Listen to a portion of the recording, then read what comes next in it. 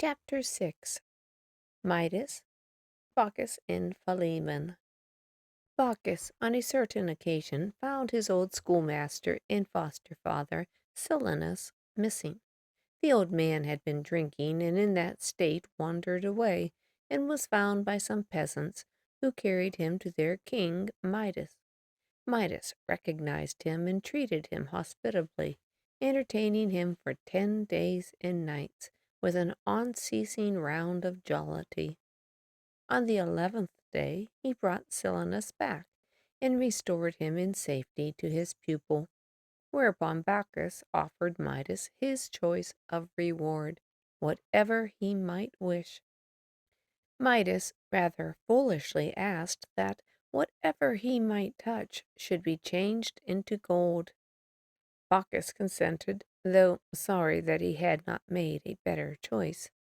Midas went his way, rejoicing in his new acquired power, which he hastened to put to the test. He could scarce believe his eyes when he found a twig of an oak, which he plucked from the branch, turn gold in his hand. He took up a stone, it changed to gold. He touched a sod, it did the same. He took an apple from the tree. You would have thought he had robbed the garden of the Hesperides.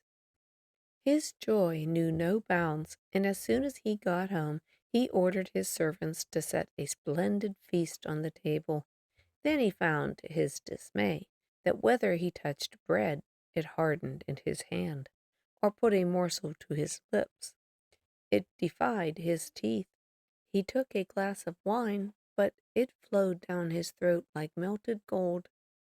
In consternation at the unprecedented affliction, he strove to divest himself of his power. He hated the gift that he had lately coveted.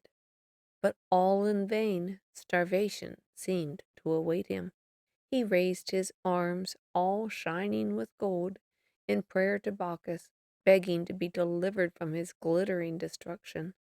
Bacchus, merciful deity, heard and consented. "Go," said he, "to the river Bactolus. Trace the stream to its fountainhead. There plunge your head and body in, and wash away your fault and its punishment." He did so, and scarce had he touched the waters before the gold-creating power passed into them, and the river sands became changed into gold, as they remain to this day.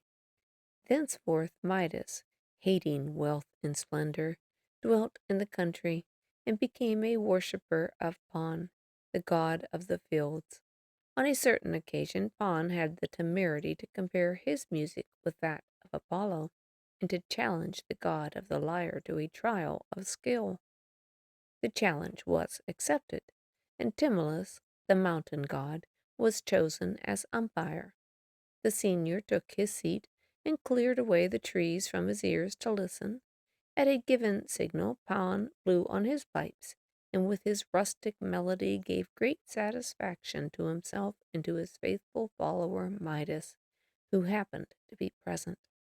Then Timulus turned his head toward the sun god, and all his trees turned with him. Apollo rose, his brow wreathed with Parnassian laurel, his robe of Tyrian purple sweeping the ground. In his left hand he held the lyre, and with his right hand struck the strings. Ravished with the harmony, Timulus at once awarded the victory to the god of the lyre, and all but Midas acquiesced in the judgment. He dissented, and questioned the justice of the award. Apollo would not suffer such a depraved pair of ears any longer to wear human form, but caused them to increase in length, grow hairy, within and without, and movable on their roots; in short, to be the perfect pattern of those of a donkey. Mortified enough was King Midas at this mishap, but he consoled himself with the thought that it was possible to hide his misfortune, which he attempted to do so by means of an ample turban or head-dress. But his hairdresser, of course, knew the secret. He was charged not to mention it, and threatened with dire punishment if he presumed to disobey. But he found it too much for his discretion to keep such a secret, so he went out into the meadow, dug a hole in the ground, and stooping down, whispered the story and covered it up. Before long a thick bed of reeds sprang up in the meadow, and as soon as it gained growth, it began whispering the story, and has continued to do so from that day to this, every time a breeze passes over the place. The story of King Midas has been told by others with some variations. Dryden, in The Wife of Bath's Tale, makes Midas's queen the betrayer of the secret. This Midas knew, and durst communicate to none but his wife his ears of state. Midas was king of Phrygia. He was the son of Gordius, a poor countryman who was taken by the people and made king in obedience to the command of the oracle, which had said that their future king should come in a wagon. While the people were deliberating, Gordius with his wife and son came driving his wagon into the public square. Gordius, being made king, dedicated his wagon to the deity of the oracle, and tied it up in its place with a fast knot. This was the celebrated Gordian knot, which in after times it was said, whoever should untie it should become lord of all Asia. Many tried to untie it, but none succeeded, until Alexander the Great, in his career of conquest, came to Phrygia. He tried his skill with ill success as others, till growing impatient he drew his sword and cut the knot. When he afterwards succeeded in subjecting all of Asia to his sway, people began to think that he had complied with the terms of the oracle according to its true meaning.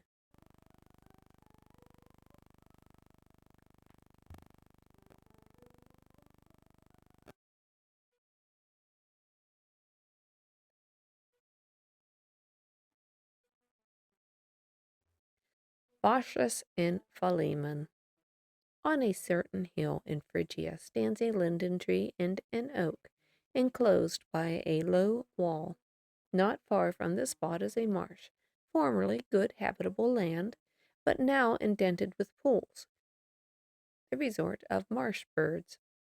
Once upon a time Jupiter, in human shape, visited the country, and with him his son Mercury. They presented themselves as weary travelers at many a door, seeking rest and shelter, but found all closed, for it was late, and the inhospitable inhabitants would not rouse themselves to open for their reception.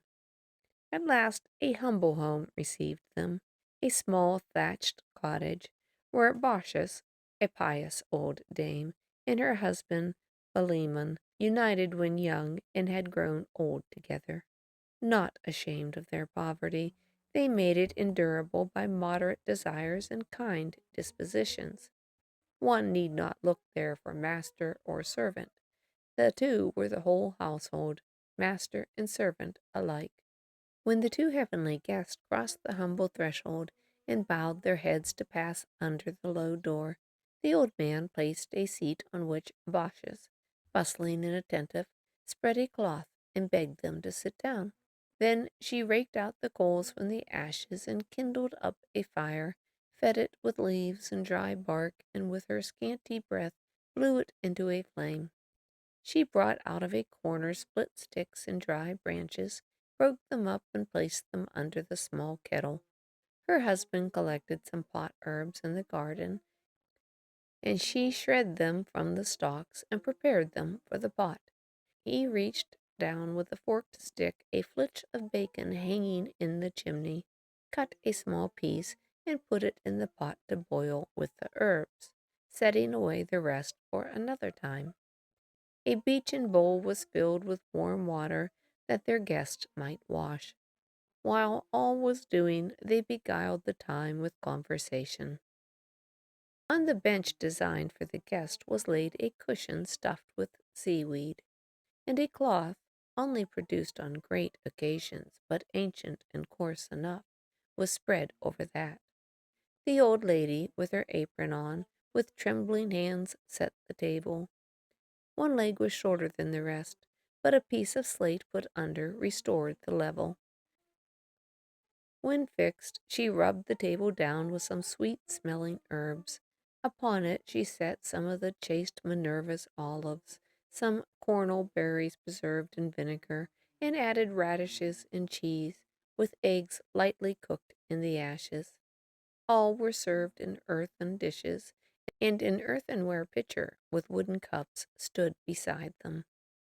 When all was ready, the stew, smoking hot, was set on the table.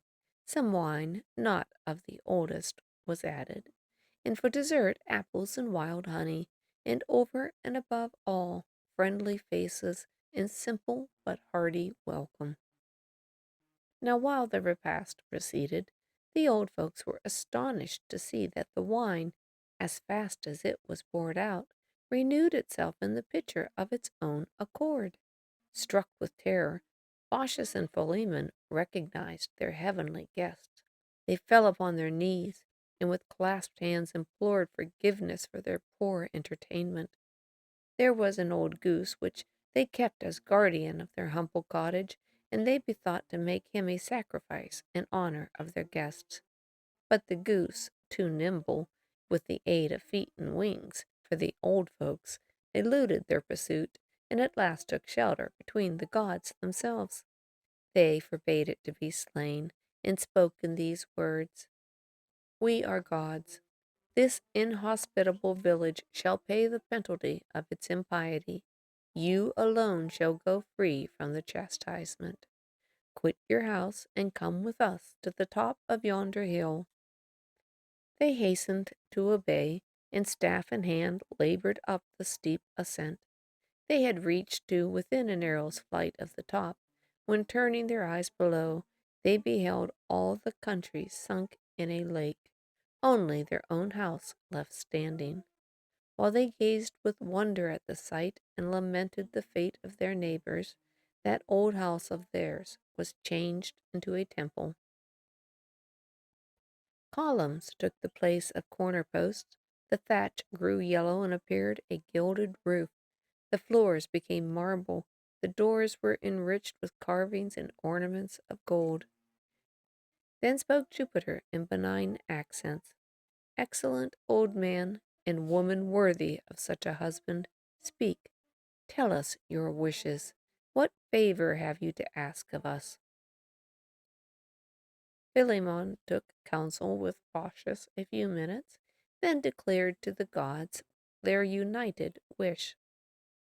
"We ask to be priests and guardians of this your temple, and since here we have passed our lives in love and concord, we wish that one in the same hour may take us both from life, that I may not live to see her grave, nor be laid in my own by her." Their prayer was granted. They were the keeper of the temple as long as they lived. When grown very old, as they stood one day before the steps of the sacred edifice, and were telling the story of the place, Baucis saw Philemon begin to put forth leaves, and old Philemon saw Baucis changing in like manner. And now a leafy crown had grown over their heads, while exchanging parting words as long as they could speak. "Farewell, dear spouse," they said together, and at the same moment the bark closed over their mouths. Shepherds still show the two trees standing side by side, made out of the two good old people. The story of Baucis and Philemon has been imitated by Swift in a burlesque style, the actors in the change being two wandering saints, and the house being changed into a church, of which Philemon is made the parson. The following may serve as a specimen. They scarce had spoken, when fair and soft the roof began to mount aloft. Aloft rose every beam and rafter, the heavy wall climbed slowly after. The chimney widened and grew higher, became a steeple with a spire. The kettle to the top was hoist, and there stood fastened to a joist, but with the upside down to show its inclination for below. In vain, for a superior force applied at bottom stops its course. Doomed ever in suspense to dwell, 'tis now no kettle, but a bell. A wooden jack, which had almost lost by disuse the art to roast, a sudden alteration feels, increased by new intestine wheels. In what exalts the wonder more, the number made the motion slower. The flyer, though it had leaden feet, turned round so quick you could scarcely see it, but slackened by some secret power, now hardly moves an inch an hour. The jack and chimney, near allied, had never left each other's side. The chimney to a steeple grown, the jack would not be left alone, but up against the steeple reared, became a clock, and still adhered. And still its love to household cares by a shrill voice at noon declares, warning the cook maid not to burn that roast meat which it cannot turn. The groaning chair begins to crawl like a huge snail along the wall. There stuck aloft in public view, and with small change, a pulpit grew. A bedstead of the antique mode, compact of timber, many a load, such as our ancestors did use, was metamorphized into pews, which still their ancient nature keep by lodging folks disposed to sleep.